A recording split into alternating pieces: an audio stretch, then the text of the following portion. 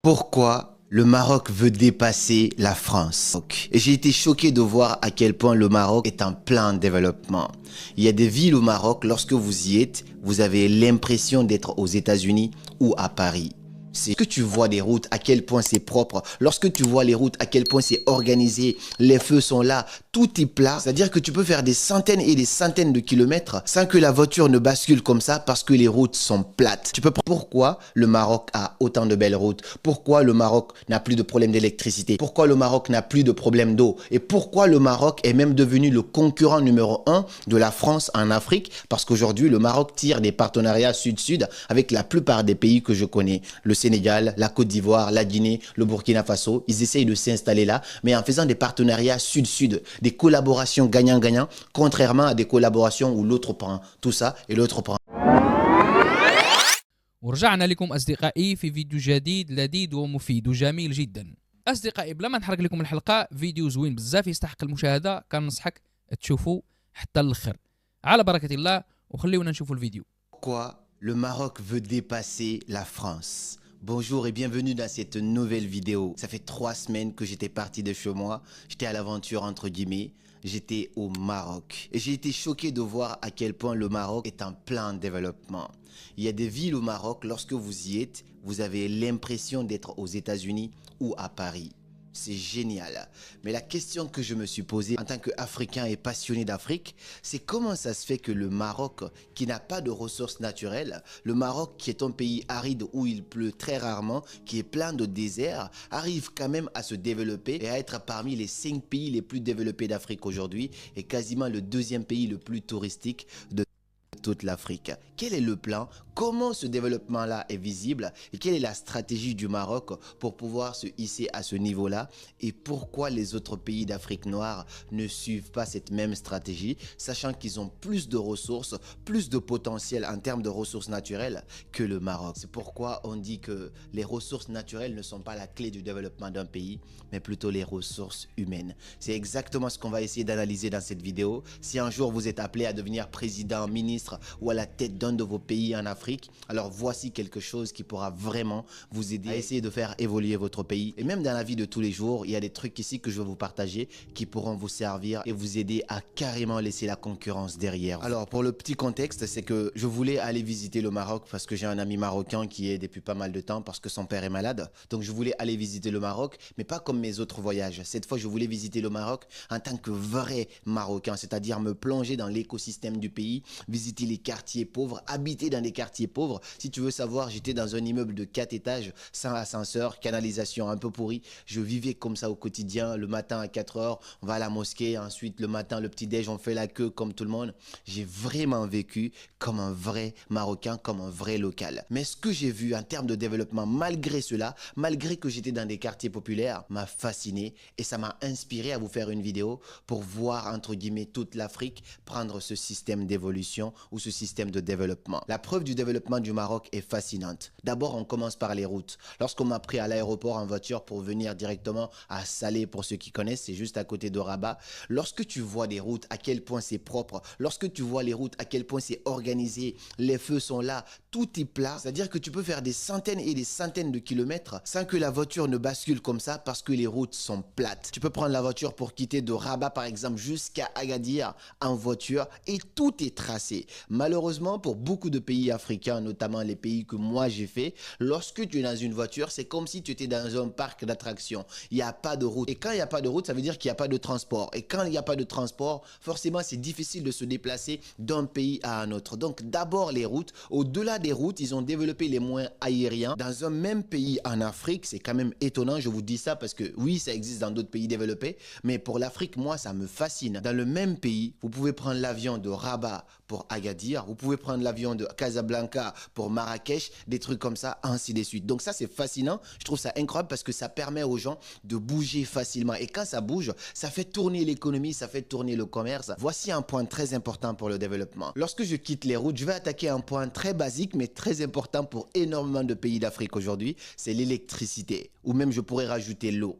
Pendant tout mon séjour, malgré que j'étais dans des quartiers reculés, je n'ai jamais vu de coupure d'électricité. Ce n'est même pas un problème aujourd'hui aujourd'hui au Maroc et mon ami m'a dit que depuis plus de 10 ans, ça c'est pas une question qui se pose. Un pays où il y a rarement de l'eau a quand même de l'électricité à 100%. Ce n'est plus une question que le pays se pose. Alors qu'on a d'autres pays qui sont carrément des châteaux d'eau d'Afrique, d'autres pays qui sont collés à des châteaux d'eau d'Afrique qui ont encore du mal à avoir l'électricité tous les jours. Oui, c'est une question de ressources, mais pas de ressources naturelles, mais plutôt de ressources humaines. Parce que tout se passe d'abord ici. S'il n'y a pas la volonté, il n'y a pas le mindset qui va avec, forcément vous pouvez avoir l'or, la bauxite, tout ce que vous voulez, mais vous n'allez pas sortir de là. En plus de l'électricité, il y a l'eau. Malgré que j'étais au 4e étage d'un immeuble, il y avait quand même l'eau. On n'a jamais manqué d'eau. Et ça, c'est pas seulement là où j'étais, c'est presque dans tout le pays. Donc il y a des questions existentielles, des questions de base, des questions de sécurité de base que le Maroc ne se pose plus. Ils sont à un autre niveau de développement. Pendant que d'autres pays sont encore en train de se demander, oui, quel quartier aura l'eau aujourd'hui, quel quartier aura l'électricité,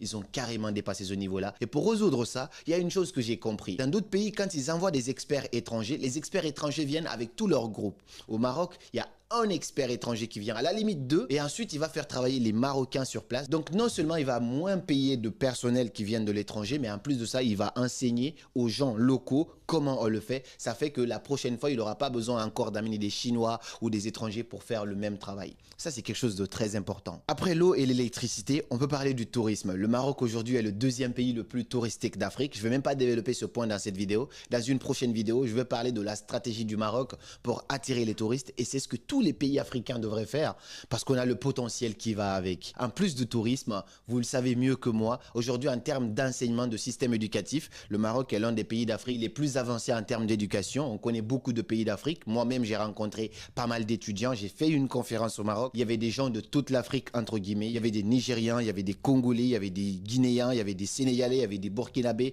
Il y en avait un petit peu de tout. Donc aujourd'hui, le Maroc parvient à attirer quand même en termes d'éducation, en termes de cerveau, beaucoup d'étudiants de d'autres pays à venir étudier chez eux parce que la qualité de l'éducation est là. Et ça aussi, ça contribue à l'économie marocaine. Au-delà de ça, comme le disait entre guillemets un ancien que je ne vais pas citer, le Maroc, c'est là où vont mourir tous les chefs d'État africains. En termes de médecine, en termes d'hôpitaux, en termes de médecine, de clinique, c'est quand même très bien avancé. La santé, ils ont bien évolué par rapport à ça. Donc les gens de d'autres pays, dès qu'ils sont malades, ils quittent leur pays parce qu'ils n'ont pas développé ça chez eux. Ils viennent au Maroc, ils contribuent entre guillemets au développement du Maroc, à l'économie du Maroc. Tout ça, ce sont des stratégies bien travaillées par lesquelles d'autres pays en Afrique peuvent passer, mais malheureusement, l'intention n'est pas là, la volonté n'est pas là. On pense toujours à l'intérêt personnel au lieu de penser long terme. Moi, comme je suis là que pendant 2 mois ou 3 ans, eh bien, je vais essayer de prendre le maximum que je peux prendre, comme ça la personne qui viendra va encore reprendre à zéro. Et donc, le dernier point qui m'a vraiment fasciné, c'est la vision long terme du Maroc aujourd'hui. Lorsque tu vas au Maroc, au Marrakech, à Agadir, les villes que j'ai pu visiter, tu vas voir à chaque fois, il y a des constructions, des résidences. Les résidences, en fait, c'est des gros bâtiments qui ne sont même pas encore vendus, mais qu'on va commencer à vendre avant même la construction. Donc, tu as juste à payer 100 000 euros, 150 000 euros selon la localisation, selon la taille, selon la beauté. Et ben, tu vas avoir un appartement dans cette résidence-là. C'est un projet moi-même qui me tente dans les prochaines années qui vont suivre. Acheter un appartement pour pouvoir aller vivre là-bas de temps en temps, mais en plus de ça, pouvoir mettre ça à la location. Je vous partagerai ça peut-être ici sur ma chaîne YouTube. Et là, les gens qui vont aller voyager dans ces pays-là pourront louer ton logement. Ça te fait encore une entrée d'argent. Ça aussi, c'est un business. Tu peux faire louer ça à 500 euros la semaine, 1000 euros la semaine, selon la qualité qu'il y a là-dedans. Et tout ça, je trouve que c'est hyper intéressant. Donc, ils sont toujours dans une vision long terme. Et ça aussi, c'est favorisé par un facteur clé qui est le fait qu'il n'y a pas de démocratie dans leur pays. C'est un royaume. C'est la monarchie. C'est une seule famille qui dirige. Donc, il n'y a pas à dire, bon, moi, je suis au pouvoir que pendant 5 ans. Voilà ce que je vais faire. Je vais tout rafler. Et comme ça, quand l'autre viendra, il va aussi essayer de faire de son mieux. Non, les gens sont toujours en train de se tac, se casser. Et ça fait qu'il n'y a pas de vision long terme dans la plupart des pays d'Afrique. Et ça, on sait que c'est dû à certaines personnes pour pouvoir nous mélanger d'une certaine manière. Mais c'est un autre sujet, ça. Après vous avoir partagé toutes ces belles choses que j'ai pu voir au Maroc, franchement, c'est un pays qui m'a vraiment fasciné. C'est pas mon meilleur voyage parce que j'ai quand même passé 3 semaines. J'ai eu beaucoup de galères. On m'a arnaqué plusieurs fois. Tout ça, c'est des petits détails. Mais quand j'ai pris le temps d'analyser pourquoi le Maroc a autant de belles routes, pourquoi le Maroc n'a plus de problème d'électricité, d'électricité, pourquoi le Maroc n'a plus de problème d'eau et pourquoi le Maroc est même devenu le concurrent numéro 1 de la France en Afrique, parce qu'aujourd'hui le Maroc tire des partenariats sud-sud avec la plupart des pays que je connais, le Sénégal, la Côte d'Ivoire, la Guinée, le Burkina Faso. Ils essayent de s'installer là, mais en faisant des partenariats sud-sud, des collaborations gagnant-gagnant, contrairement à des collaborations où l'autre prend tout ça et l'autre prend juste ça. Ils essayent un petit peu de concurrencer les grandes puissances européennes et américaines sur cette stratégie-là en proposant des partenariats gagnant-gagnant à ces pays-là, et eux, ça leur permet encore de grossir leur économie et de s'implanter dans la plupart des pays en Afrique. Et donc, quelles sont les causes, pour moi, selon moi, quand j'ai pris le temps d'analyser et quand j'ai pris le temps de parler avec beaucoup de locaux, quelles sont les causes du développement du Maroc et pourquoi d'autres pays africains ne s'inspirent pas de la même chose?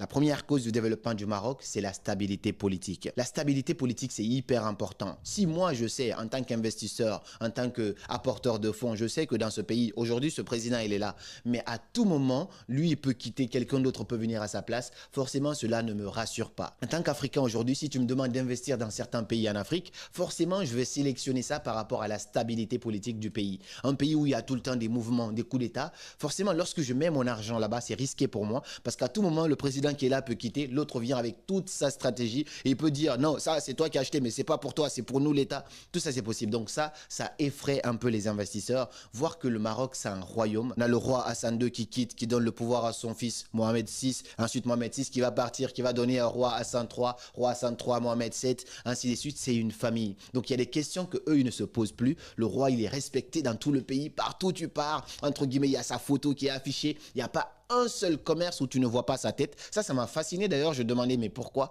Parce que les gens ont peur du roi, les gens respectent le roi, les gens ont validé le roi. Il n'y a plus de questions à se poser. Ouais, opposant, machin, manifestation. Non, il y a la stabilité politique et quand il y a ça, il y a une continuité des actions qui vont se poser. Quelqu'un va commencer ce projet-là, mais il ne va pas quitter au bout de 2 ans et ensuite quelqu'un d'autre va venir, va tout casser pour reprendre. Non, il y a une continuité des projets et ça permet à un pays de pouvoir réellement se développer. Deuxième cause du développement du Maroc, ce que j'ai pu constater, c'est la formation de la main-d'œuvre locale. Je vous en ai parlé tout à l'heure. Dans certains pays, quand on amène un Chinois, le Chinois vient avec toute sa bande. Donc, tu vas voir un quartier où il y a plus de 1000 Chinois, quelque chose comme ça. Alors qu'au Maroc, ce que j'ai compris, ce qu'on m'a expliqué, ce que j'ai remarqué aussi, on peut amener un expert des États-Unis, un expert de la France, un expert de la Chine. Mais lorsqu'il vient, il vient entre guillemets seul ou avec 2 ou 3 personnes, pas plus. Mais il va former les gens sur place, les Marocains sur place, qui vont eux aussi comprendre comment on fait. Donc cela est très avantageux parce que quand tu amènes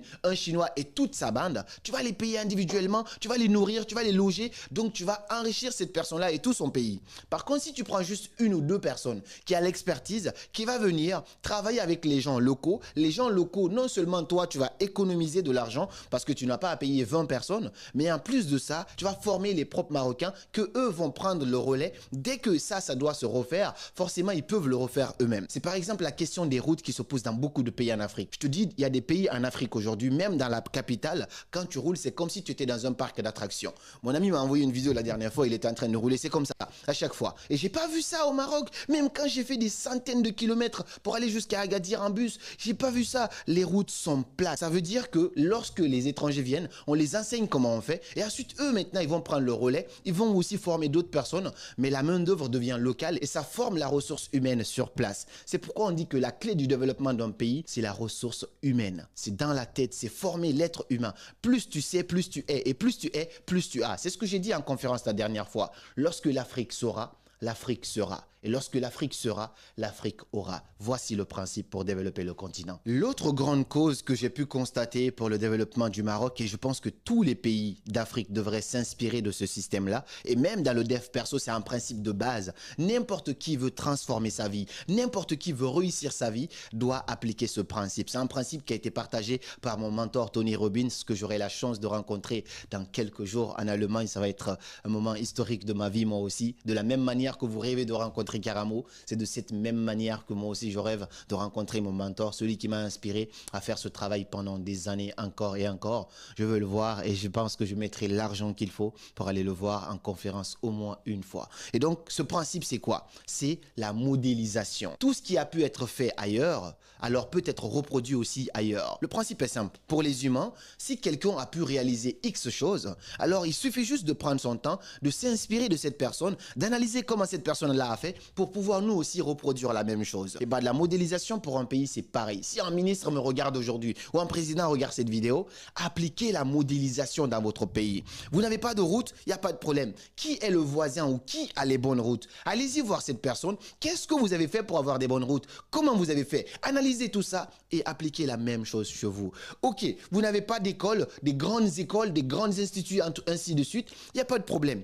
Alors allez-y vous inspirer des meilleures écoles. Comment ils ont fait? Mettez ça aussi en place chez vous. Vous n'avez pas des hôpitaux? Pareil, la modélisation. Pour quiconque a la bonne volonté de développer un pays, passez par la modélisation. C'est ce que le Maroc fait aujourd'hui. Il y a des trams, il y a des TGV, des trains à grande vitesse. Tout ça dans un pays qui était au même niveau que la plupart des autres pays africains noirs, aujourd'hui qui se hissent au classement de numéro 5. Cinquième pays le plus développé d'Afrique. Et je pense qu'à ce rythme-là, il sera le premier pays le plus développé d'Afrique si ça continue comme ça. Donc la modélisation, c'est ce que le Maroc utilise, mais je me demande pourquoi d'autres pays en Afrique n'appliquent pas la même chose. Est-ce que c'est parce qu'ils ne savent pas de quoi il s'agit ou est-ce que c'est la volonté qui manque? Est-ce que c'est l'argent qui manque?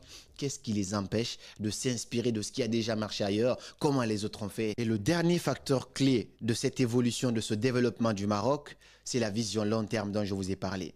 Lorsque vous allez au Maroc aujourd'hui, il y a la construction d'énormément de résidences. Les résidences sont structurées. Ce n'est pas des maisons, je construis une maison ici, ensuite je construis une là-bas, ensuite je construis une ici, ensuite je construis une là-bas. Non, c'est bien structuré. Le plan de la ville est déjà tracé. Donc les résidences sont obligées de suivre ces rythmes-là. Les maisons sont tracées, les routes sont tracées entre les maisons. Tout ça, c'est bien structuré parce qu'ils sont dans une vision long terme. Ils ne se disent pas, non, allez, je vends ce terrain-là, je m'en fous après, est-ce que c'est la route, est-ce que c'est bien... Non, il y a une structure. Quand tu prends l'avion au-dessus du Maroc, tu vas voir c'est tracé comme un champ d'agriculture.